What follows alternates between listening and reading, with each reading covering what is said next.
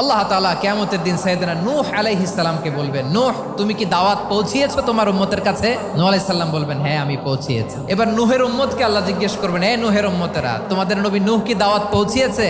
নূহের উম্মত বলবে, না আল্লাহ, কোনো দাওয়াতও আমরা পাই নাই, আপনারাও চিনি নাই, জান্নাতও চিনি নাই, জাহান্নামও চিনি নাই। নূহ আলাইহিস সালাম বিপদে পড়ে যাবেন। তখন আল্লাহ বলবেন, নূহ তোমার পক্ষে কোনো সাক্ষী আছে? নূহ আলাইহিস সালাম বলবেন, আছে। কে?